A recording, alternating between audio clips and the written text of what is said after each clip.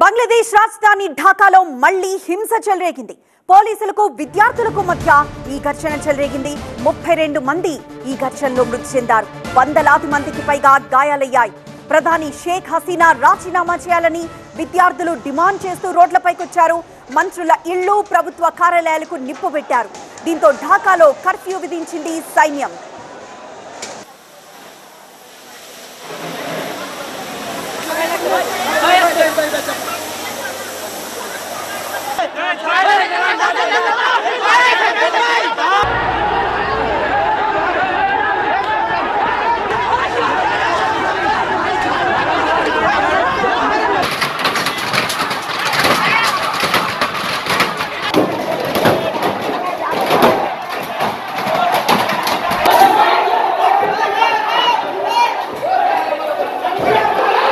బంగ్లాదేశ్ లో విద్యార్థుల ఉద్యమంలో మళ్లీ హింస చెలరేగింది.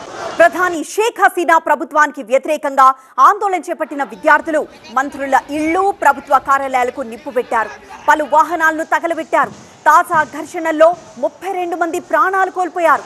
ఇప్పటి వరకు 200 మందికి పైగా చనిపోయారు.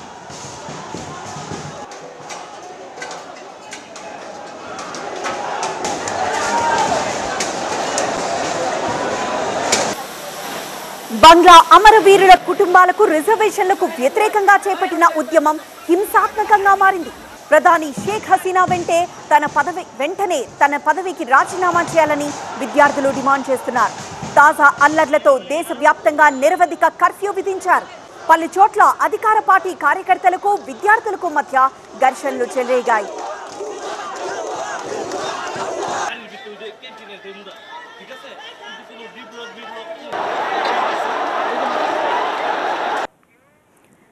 బంగ్లాదేశ్ రాజధాని ఢాకాలో మళ్లీ హింస చెలరేగింది. లక్షలాది మంది జనం రోడ్లపైకొచ్చారు. అయితే పోలీసులకు, విద్యార్థులకు మధ్య ఘర్షణ చెలరేగింది. ఈ ఘర్షణలో 32 మంది మృతి చెందారు. వందలాది మందికి తీవ్ర గాయాలయ్యాయి. ప్రస్తుతం మనం చూసిన స్క్రీన్ మీద ఢాకా, బంగ్లాదేశ్లోని ఢాకాలో విద్యార్థులు చేస్తున్న నిరసన కార్యక్రమాన్ని డ్రోన్ విజువల్స్ చూస్తున్నాము.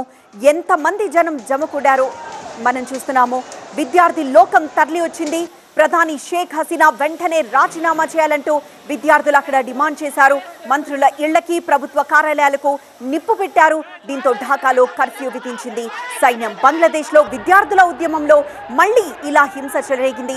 ప్రధాని షేక్ హసీనా ప్రభుత్వానికి వ్యతిరేకంగా విద్యార్థులు ఆందోళన చేపట్టారు. మంత్రుల ఇళ్లు, ప్రభుత్వ కార్యాలయాలకు నిప్పు పెట్టారు. పలు వాహనాల్ని కూడా తగలబెట్టారు.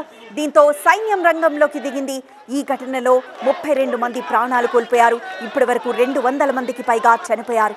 బంగ్లా అమరవీరుల కుటుంబాలకు రిజర్వేషన్లకు వ్యతిరేకంగా చేపట్టిన ఉద్యమం హింసాత్మకంగా మారింది. ప్రధాని షేక్ హసీనా వెంటనే తన పదవికి రాజీనామా చేయాలని విద్యార్థులు డిమాండ్ చేస్తున్నారు.